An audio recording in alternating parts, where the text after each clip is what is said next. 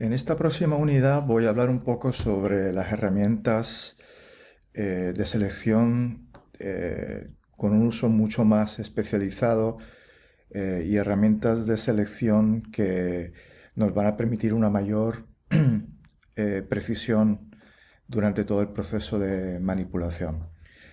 Muchas de estas herramientas no son clasificadas inicialmente como herramientas para uso de selección, son herramientas de dibujo que eventualmente se van a convertir en herramientas de selección o van a tener un uso para el seleccionado parcial. Vamos a seguir trabajando en esta unidad en las dos fotos que trabajamos en la semana pasada.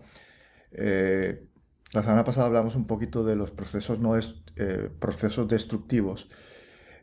A nivel fotográfico también hablamos un poquito de las herramientas de selección más tradicionales.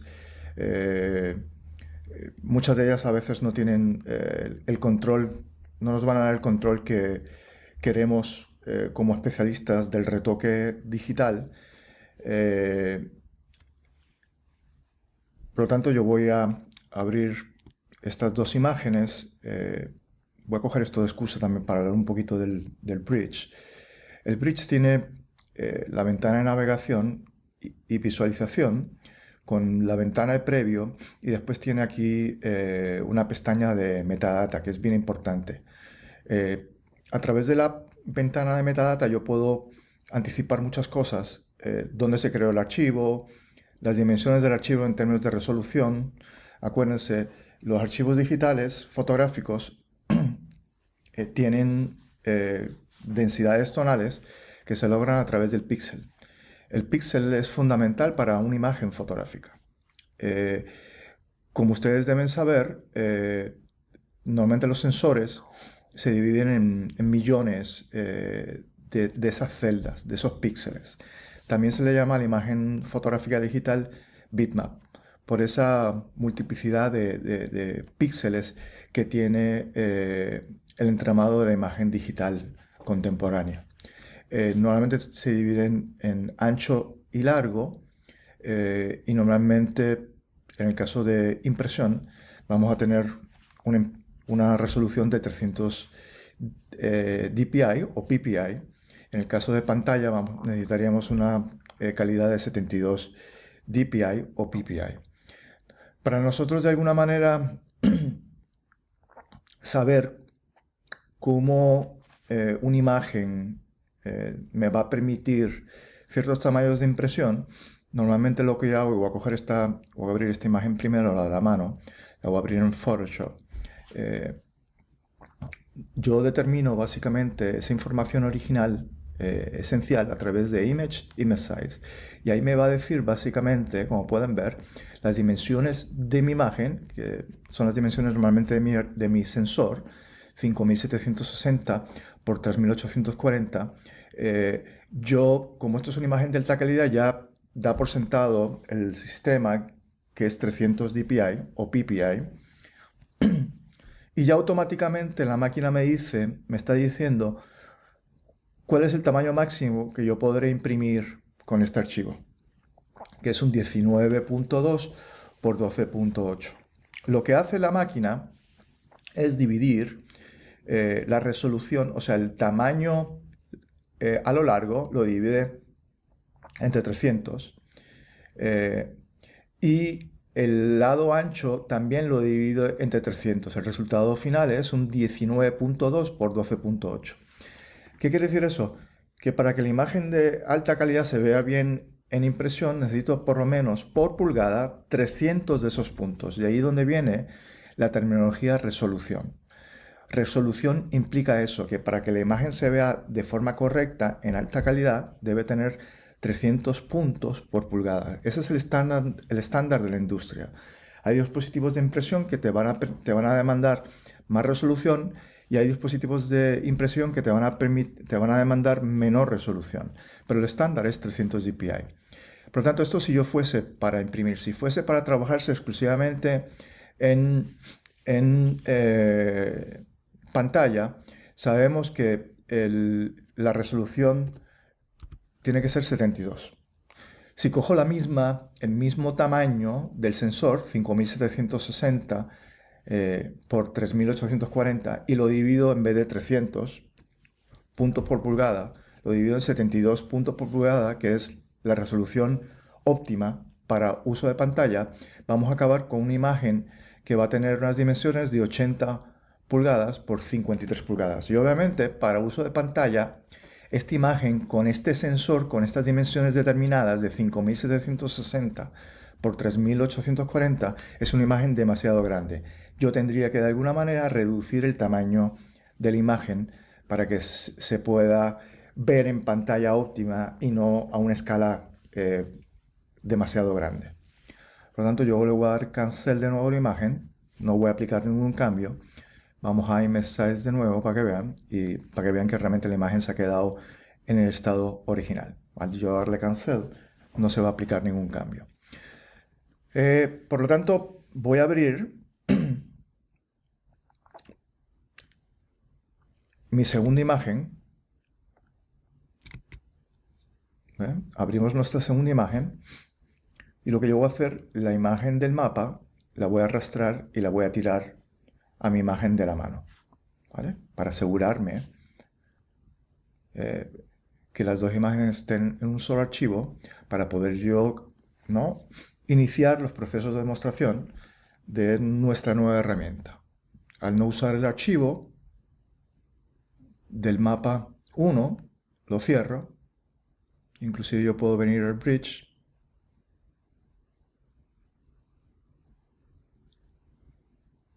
y básicamente ocultarlo y quedarme en tengo mi mapa, le voy a poner así, mapa,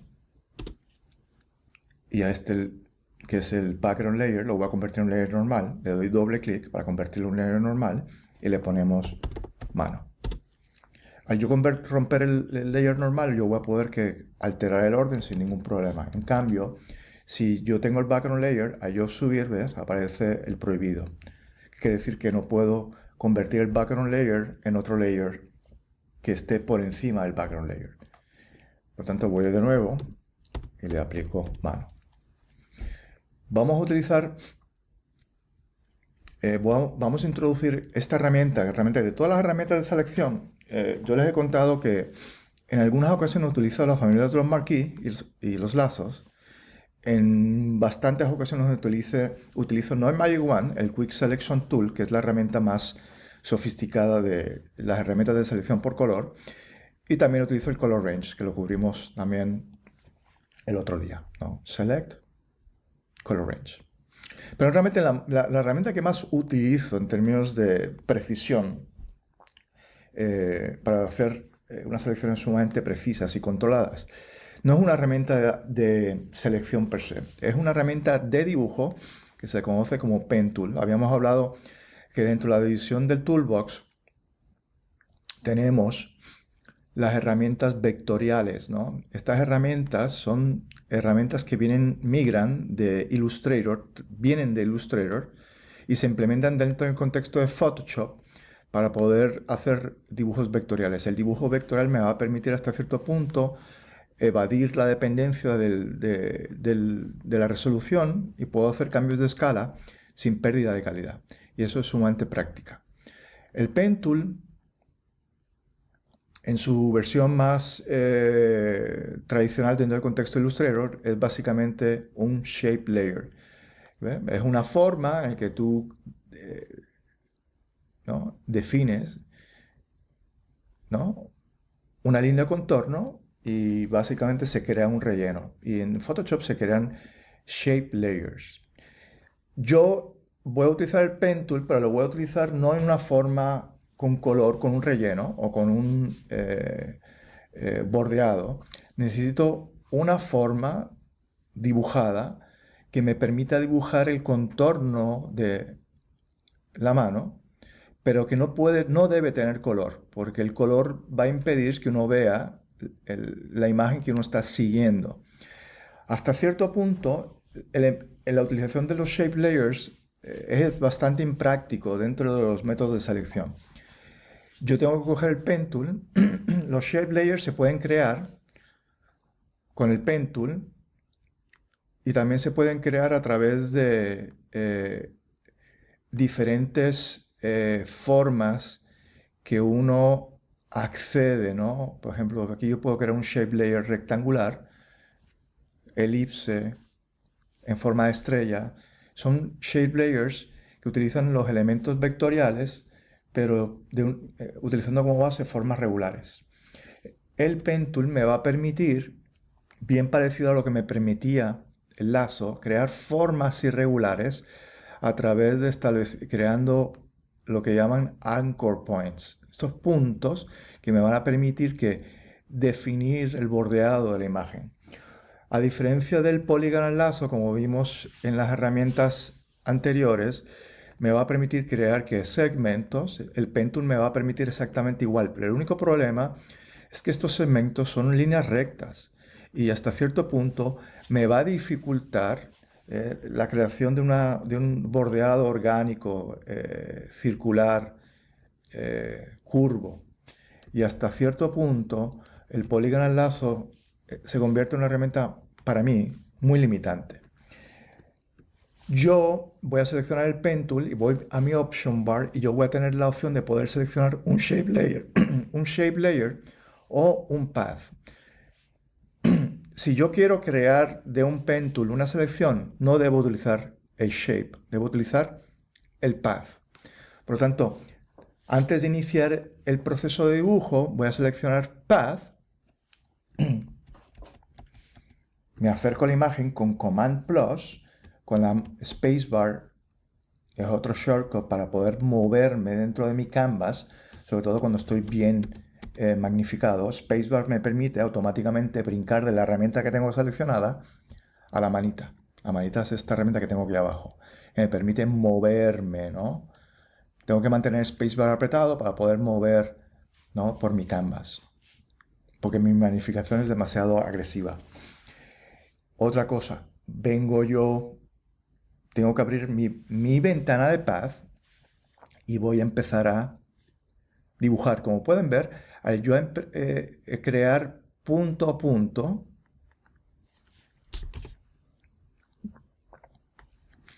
me está guardando información en el layer de Path.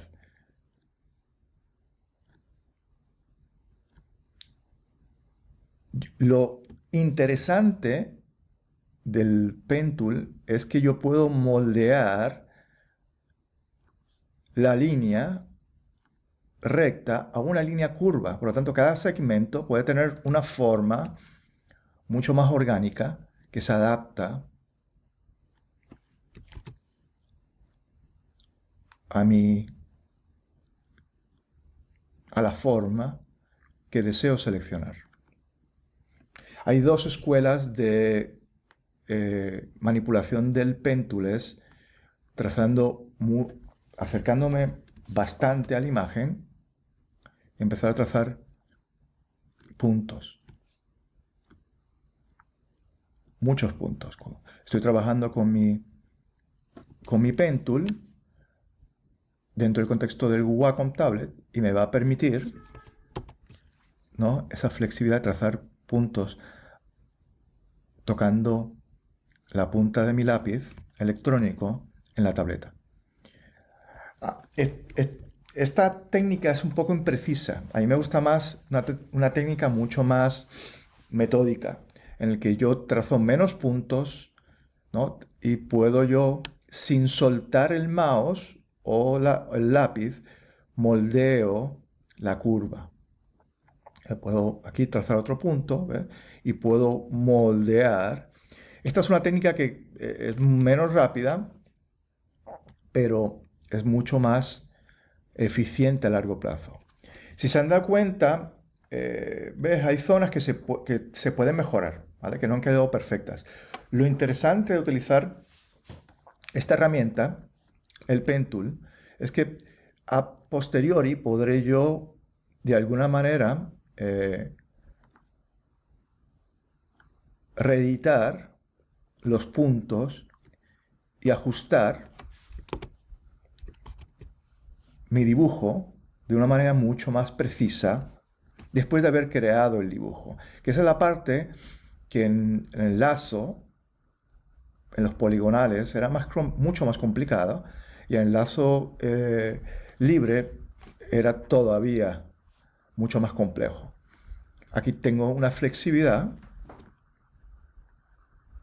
Esto no es una imagen, esto no es una herramienta rápida, es una herramienta que demanda mucho tiempo. Yo puedo estar 15, 20 minutos, básicamente yo tengo un poquito de práctica, por lo tanto, de alguna manera tengo una mayor rapidez, y obviamente yo creo que el hecho de tener una tableta gráfica te da una flexibilidad que el mouse no te va a proveer.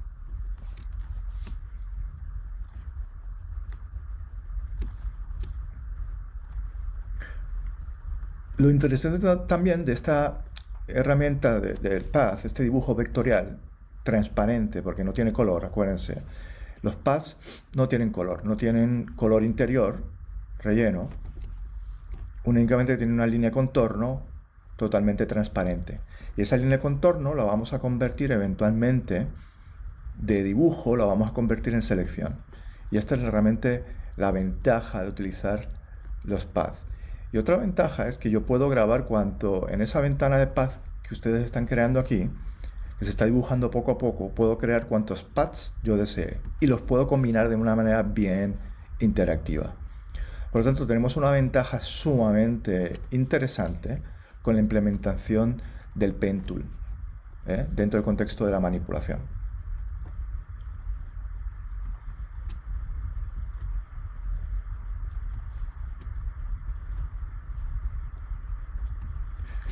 Sumamente importante también es que, igual que otras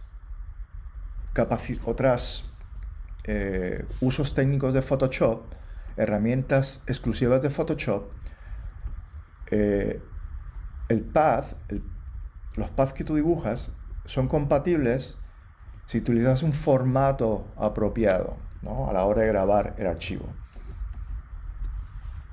Yo voy a hacer esto como hicimos en la demostración anterior. Como pueden ver, a pesar de que es una herramienta bien metódica, he podido yo implementar de una manera bastante rápida. Lo que les iba a decir es que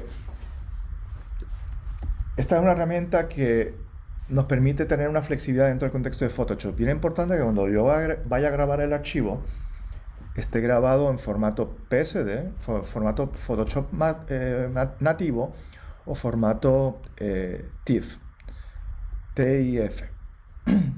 Esos son los dos formatos que van a permitir esa compatibilidad, y que obviamente todos los paths que yo vaya dibujando se mantengan en memoria cuando abra el archivo. Si lo grabo en JPEG, pierdo layers, pierdo channels, pierdo path. Todas estas posibilidades de manipulación se pierden inmediatamente. Por lo tanto, muy importante, el archivo de trabajo no puede ser un JPEG. Tiene que ser, después de haber abrido mi JPEG, lo tengo que convertir a PSD o a TIFF.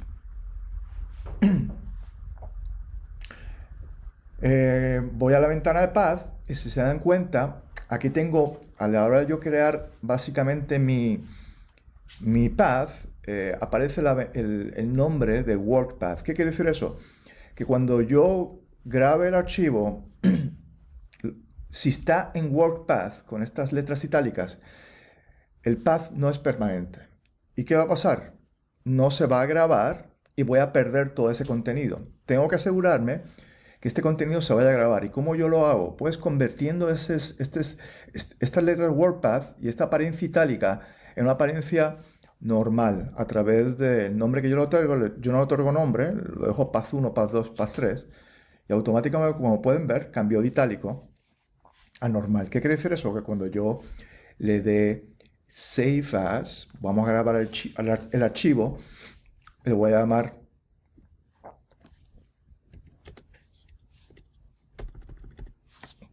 demo path y máscaras. Lo voy a grabar como PSD, lo voy a poner en la carpeta donde están los archivos que estamos utilizando para esta demostración y le doy Save. ¿Vale? Le doy Save, voy a seguir del archivo.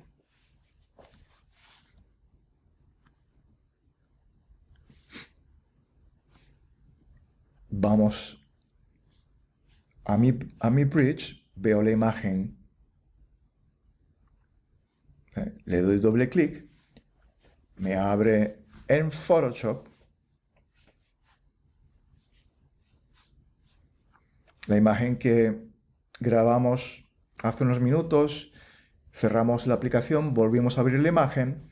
Como pueden ver, tiene todo el contenido que he estado trabajando. Si yo hubiese trabajado los pads, los channels, estuviesen aquí, trabajamos los pads y se graban. Por lo tanto, toda la información que se graba dentro de la ventana de pad es totalmente reutilizable si se graba en el formato correcto. Recapitulando, PSD o TIFF. Nada, en el siguiente video lo haremos de métodos no destructivos de edición y la introducción al concepto de máscaras utilizando este pad que trabajamos en este video.